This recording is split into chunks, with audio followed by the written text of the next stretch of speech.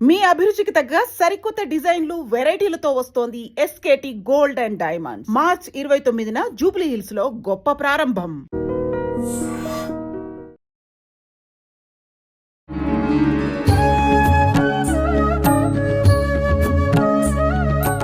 నమస్కారం, welcome to I dream.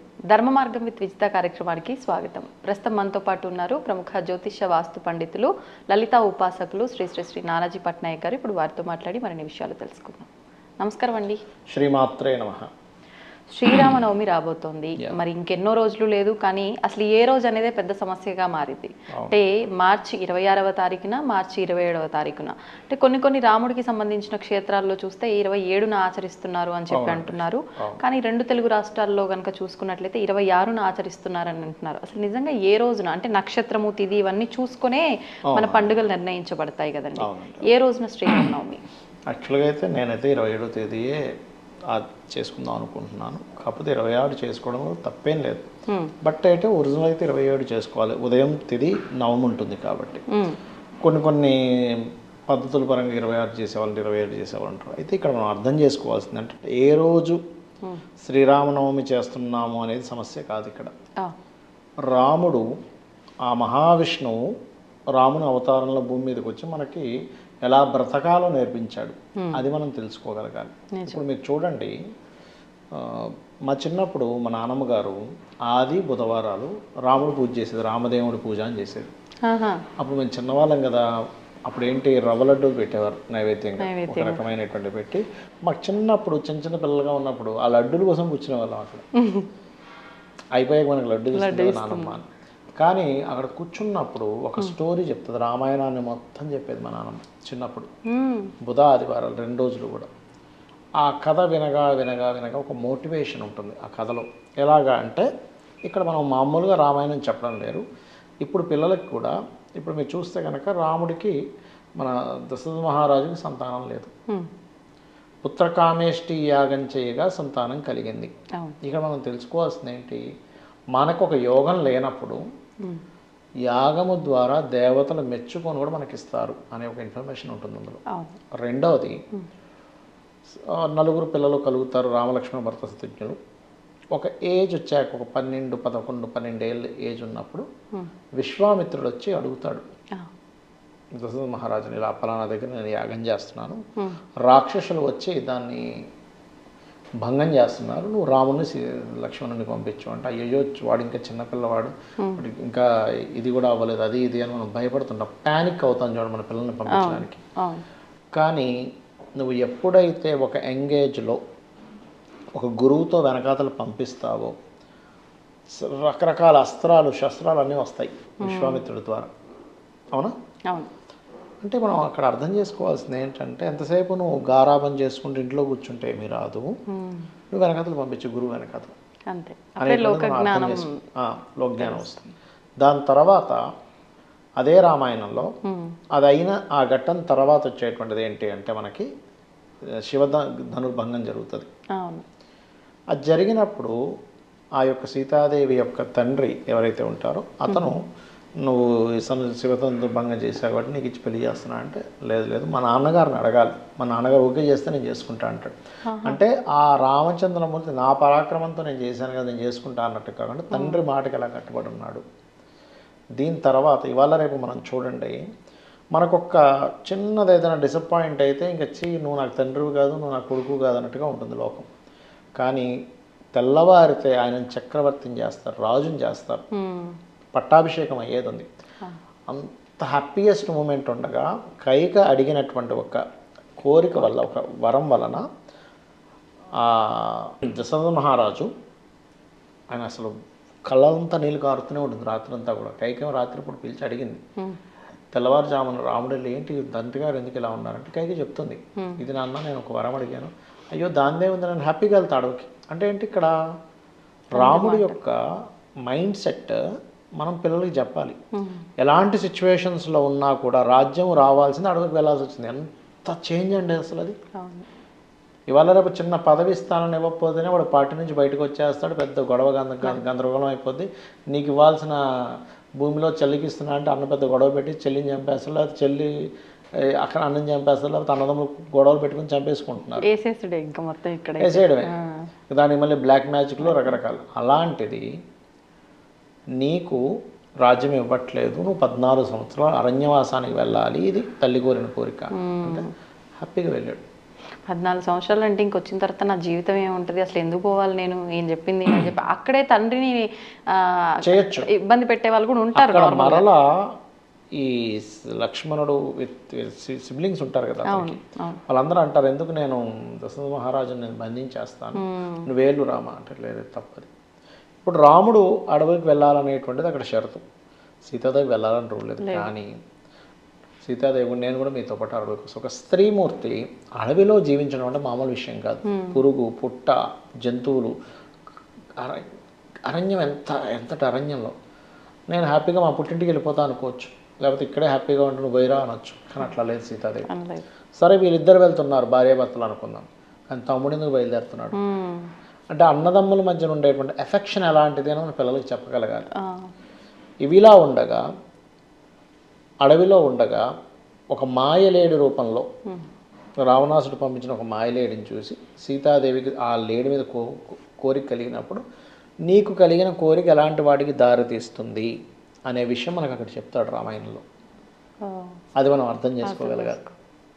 Okay, ఇక రెండో విషయం ఏంటంటే ఆ మాయలేడి వెనకాతలు సరే సీతాదేవి కోరింది కదా వెళ్తే ఆ మాయలేడి హే లక్ష్మణ హే సీత అని అరుస్తుంది అక్కడ.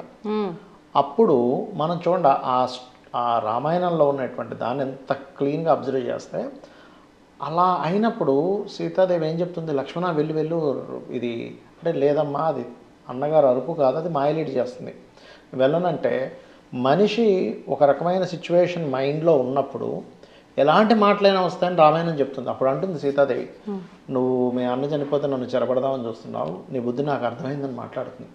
అప్పుడు కంట నీళ్లు పెట్టుకుని లేదమ్మా నేను వెళ్తానని వెళ్ళిపోతాడు. అంటే ఏంటంటే మనిషి ఆవేశంలోని ఆనందంలో ఉన్నప్పుడు ఇటువంటి మాటలు మాట్లాడకూడదు అంటారు, ఆ వాగ్దానాలు చేయకూడదు అంటారు. ఆ లక్ష్మణ స్వామి కనుక అక్కడ ఉన్నట్లయితే అసలు రామచంద్రమూర్తి చెరపట్టగలిగేవాడా? కాబట్టి అక్కడ ఏంటి, మనం ఎలాంటి సిచ్యువేషన్స్లో ఉన్నా మనం ఎవరు జారకూడదు. ఆ మాట అనడం వల్లే కదా, ఆయన వెళ్ళిపోవడం వల్లే కదా, అదే లక్ష్మణుడు ఉంటే జరిగే పనే కాదు అక్కడ. వెంటనే వచ్చి సీతను అపహరించి వెళ్ళిపోయాడు రామచంద్రమూర్తి. మన రామచంద్రమూర్తి లేనటువంటి సమయం చూసుకొని, లక్ష్మణుడు రామచంద్రమూర్తి లేని సమయం చూసుకొని ఆ యొక్క రావణాసురుడు సీతను అపహరించి వెళ్ళిపోయాడుగా రామచంద్రుడు లేనని చూసి. అలా ఏంటంటే మనం ప్రతి ఘట్టంలోని పిల్లలకి ఇక్కడ చూడు ఈ ఎమోషన్స్ వల్ల ఇలా అయింది, ఈ కోరిక వల్ల ఇలా అయింది, తీరా మరలా ఇక్కడ మనకి లంకకి తీసుకెళ్ళిపోయాడు. లంకకి వెళ్ళినట్టు మన ఆంజనేయ స్వామి జాడ తెలుసుకొని వెనక్కి వచ్చాడు. వచ్చిన తర్వాత అంత అంటే ఒక మానవుడు సముద్రం మీద బ్రిడ్జి కట్టుకొని వెళ్ళడం అంటే ఏంటి అసలు, అది మామూలు విషయమా? అంటే నువ్వు గనక సరిగ్గా కమ్యూనికేట్ చేయగలిగి నువ్వు ఒక మంచి లీడర్ అవ్వగలిగితే అంతమందిని సైన్యాన్ని నువ్వు పోగు చేసుకోగలవు. ఏమీ లేదు, రాజ్యం లేదు, ఏం లేదు ఆయనకి. నార చీరలతో నార వస్త్రాలతో బాణాలు పట్టుకొని ధనుర్బాణం పట్టుకొని వచ్చేసారు వాళ్ళు. వచ్చేసినటువంటి వ్యక్తులు నువ్వెంత మంచి మాట మాట్లాడితే నీ చుట్టూ ఉంటాడు జనం, నీలో ఎంత క్యాపబుల్ ఉంటే నిన్ను నమ్మి ఉంటారు అంతమంది సైన్యం. అంతమంది సైన్యాన్ని వేసుకొని ఒక బ్రిడ్జ్ నిర్మాణం చేసుకొని సముద్రం మీద వెళ్ళి అక్కడ రావణాసురుడితో యుద్ధం చేసి రావణాసురుడిని ఓడించి తీసుకొచ్చాడు. ఈ క్రమంలో మనకు అక్కడ ఇంకొక నీతి ఉంటుంది, అదేంటంటే మేఘనాథుడు ఆ యొక్క యుద్ధంలో లక్ష్మణ స్వామిని మూర్చిపోయేలా చేస్తాడు. అప్పుడు రాముడు బోరుని ఏడుస్తాడు. అందరూ అంటారు ఏమిటేమిటి తమ్ముడు పడిపోతే ఇలా ఏడుస్తున్నావు ఏంటంటే ఒక విషయం చెప్తాడు అక్కడ రామచంద్రమూర్తి. భార్య చనిపోతే నేను ఇంకో పెళ్లి చేసుకోవచ్చు, పిల్లలు చచ్చిపోతే ఇంకో భార్యను మళ్ళీ కనొచ్చు, కానీ అన్నదమ్ముని ఎలా తెచ్చుకుంటా నేను, భార్యలాగా పిల్లల్లాగా వచ్చేవారు కాదు కదా అని చెప్పి చేస్తాను. అంటే మనం ఇవాళ రేపు చూడండి అన్నదమ్ములు ఊరుకునే చిన్న చిన్న విషయాలకు గొడవలు పెట్టుకోవడం, ఈగోలకు పోవడం, ఆస్తుల కోసం మనుషుల్ని చంపేయడం లాంటివి జరుగుతున్నాయి. మనం రామాయణం ద్వారా మనం ఇది తెలుసుకోవాలి. ఓకే, అదేవిధంగా రామచంద్రమూర్తికి ఒక గొప్ప లక్షణం ఉండేదట చెప్తారు రామాయణంలో. ఏంటంటే ఇప్పుడు మనం చూడండి ఒక 4 బిల్డింగ్లు 4 కార్లు ఉండగా మనం చాలా గొప్ప వాళ్ళం, ఈ ప్రపంచాన్ని మనం మించిన వాళ్ళు లేడనుకుంటాం. ఎవరైనా చిన్నవాడు వస్తే వాడిని మనం పలకరించేది ఏంటనే ఫీలింగ్లో ఉంటుంటాం. కానీ రామచంద్రమూర్తి అంత పెద్ద చక్రవర్తి అయినప్పటికీ కూడా అతను ఒక పెద్ద సభ జరుగుతుంది, ఎవరో వచ్చి చిన్న వ్యక్తి వచ్చి పలకరించాడు, నేను బాధపడేవాడు, అయ్యో నేను చూసి ముందు పలకరించలేకపోయాను ఏంటని. అంత డౌన్ టు ఎర్త్ ఉండేవాడు. అంటే రామచంద్రమూర్తి యుద్ధంలో ఆయనకు ఓల్డంత శస్త్రాలు అస్త్రాలు చక్రవర్తి అయి ఉండి కొన్ని నిమిషాల వ్యవధిలో కొన్ని వేల మందిని, అసలు ఆయన ఎప్పుడు బాణం తీశాడు, ఎప్పుడు తొడిగాడు, ఎప్పుడు వేశాడు కనబడు, అంత ఫాస్ట్గా ఉంటాడు, అంత పరాక్రమవంతుడు, ఇంత డౌన్ టు ఎర్త్ ఉన్నాడంటే నువ్వు ఎలా ఉండాలని చెప్పాలి మన పిల్లలకి. అవును. అలా ఏంటంటే ఒకటి కాదు రెండు కాదు. ఇప్పుడు చాలామంది చూడండి రావణాసుడు ఫ్యాన్స్ కూడా ఉంటారు. ఏమనంటే ఆయన పెద్ద పండితుడు అండి, చాలా శాస్త్రాలు నేర్చుకున్నాడు, అందుకే నేను ఫ్యాన్ అంటాడు. నాకు ఇలాగే ఒకసారి ఒక అతను ఇలాగే అన్నాడు. అన్నప్పుడు నేను ఒకటే మాట్లాడిగా, చాలా మంచి విషయం అన్నారండి, ఎస్ ఆయన మంచి పండితుడు మీరు అన్నట్టుగా, మంచి తపస్వి చేశాడు.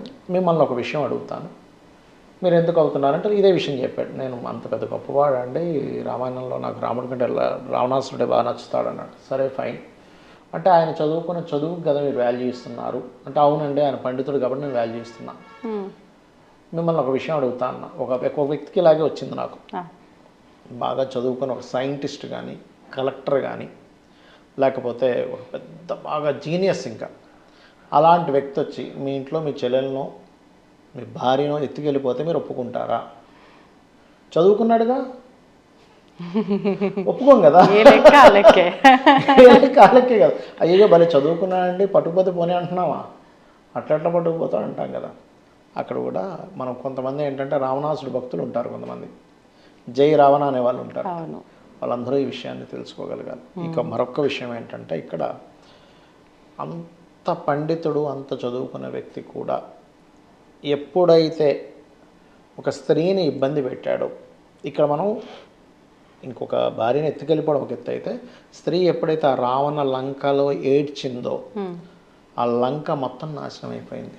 ఇది మనం అందరం గుర్తుపెట్టుకోవాల్సి విషయం. అంటే ఒక స్త్రీ ఒక ఏడుపు లంకనే నాశనం చేసేసింది. కాబట్టి ఎడవనివ్వకూడదు ఎప్పుడు కూడా. వాళ్ళ బాధతో ఏదో ఎమోషన్ ఏదో గుర్తుకొచ్చి ఏడ్చారు, దట్ ఈస్ డిఫరెంట్ కేసు. తండ్రి చనిపోయిన తండ్రి గుర్తుకొచ్చాడనో లేకపోతే తాత గుర్తుకొచ్చాడనో ఏదో ఎమోషన్ అయ్యారు, దట్ ఈస్ డిఫరెంట్. కానీ నీ వల్ల ఎప్పుడు స్త్రీ ఆడవకూడదు, అది మనం గుర్తుపెట్టుకోగలగాలి. రావణాసుడి వల్ల లంకలో ఉండే సీతమ్మ వారు ఏడ్చింది, లంకే లేకుండా పోయింది. నిజంగానే చాలా విషయాలు నేర్చుకోవచ్చు. ఇలాంటివన్నీ మనం పిల్లలకి చెప్పగలగాలి. అంతేగాని ఏదో రామాయణం మన శ్రీరాముని 26, 27 అనేటువంటిది అసలు సమస్యే కాదు. పిల్లలకి ఆ రామాయణం ఏమింటాం కాదు, రామాయణంలో ఇంత నీతి ఉంది, ఇంత మోటివేషన్ ఉంది, అంత గొప్ప రిలేషన్స్ ఉన్నాయి. ఒక తండ్రి ఇలాంటి కొడుకుంటే బాగున్నంత దశరథ మహారాజు కోరుకునేవాడు ప్రతి క్షణం, ఎంత మంచి కొడుకు పుట్టాడని. ఒక తండ్రి కోసం ఏదైనా సాక్రిఫైస్ చేయగలిగే కొడుకు ఉండాలి. ఒక అన్నదమ్ములు రిలేషన్ ఎలా ఉండాలి, ఒక భార్యాభర్తల రిలేషన్ ఎలా ఉండాలి. ఒక వ్యక్తి రామో విగ్రహమాన్ ధర్మ అంటారు, అంటే ఒక ధర్మాన్ని మొత్తం పూత పోస్తే ఒక విగ్రహంగా చేస్తే అది రాముడు. అంటే ఎంత సిచ్యువేషన్స్ ఉన్నా, ఎలాంటి సిచ్యువేషన్స్ ఉన్నా ఆయన ధర్మాన్ని వదలలేదు. మనం కొంచెం మార్పు రాగానే మనం అన్ని వదిలేస్తాం, మారిపోతాం. కాబట్టి అది మనం చెప్పాల్సింది అసలు. మరి ఇప్పుడు ఈ కళ్యాణం ఎందుకు ఏటేటా ఇంత, అంటే మిగతా దేవుళ్ళ కళ్యాణాలు చేస్తూ ఉంటారు ఉత్సవాల్లో, కానీ శ్రీరామనవమి కళ్యాణం మాత్రం ప్రతి ఒక్కరూ ఆచరిస్తారు. దేని గురించి? కళ్యాణము రాముడికే కాదండి, మనం శివపార్వతుల కళ్యాణం చేస్తాం. ఏ దేవతా ఆలయంలో ఉంటే ఆ దేవత కళ్యాణం చేస్తాం. ఎందుకు చేస్తామంటే, కళ్యాణము అంటే ఏమిటి, ఇక్కడ పార్వతీ పరమేశ్వరులు ఇద్దరికీ కలిపి చేస్తున్నాం. ప్రకృతి పురుషుడు, మూల పరమాత్మ అండ్ మూల పరమాత్మ ఉన్నటువంటి శక్తి ఈజ్ శ్రీమూర్తి, శ్రీ యొక్క శక్తి. ఇక్కడ ఏంటంటే ప్రకృతి పురుషుల యొక్క కలయిక మనం చేస్తున్నాం. ప్రకృతి పురుషుల యొక్క కలయిక మంగళకరమైనటువంటిది కళ్యాణం అనేది. మనం చేస్తే మనకి ప్రకృతి ద్వారా మనకు కలిగేటువంటి మంగళములు మనకు కలుగుతాయి. అందుకని కళ్యాణం చేస్తారు. అది. ధన్యవాదాలండి. శ్రీమాత్రే నమః. And for more videos, please subscribe to iDream. Please subscribe to iDream. Please subscribe iDream. And please subscribe to iDream. For more videos, subscribe to iDream. please like, share and subscribe to the channel. Congratulations, iDream. Subscribe to iDream. Subscribe to iDream. So subscribe to iDream Media. iDream ki iDream team andarki huge congratulations. Please subscribe iDream Media. Please subscribe to iDream. Subscribe iDream. Please subscribe to iDream. iDream అంటే నా కళల channel subscribe చేసుకున్న నోరు తిరుగుతలేదు, మీరైతే గంట గుర్తు కొట్టండి. For more such videos, please subscribe to iDream. Subscribe to iDream. Please subscribe to iDream. Please subscribe iDream Media. Please do subscribe to iDream. Please subscribe to iDream Media. For best entertainment and information, please subscribe iDream. And don't forget to subscribe to iDream.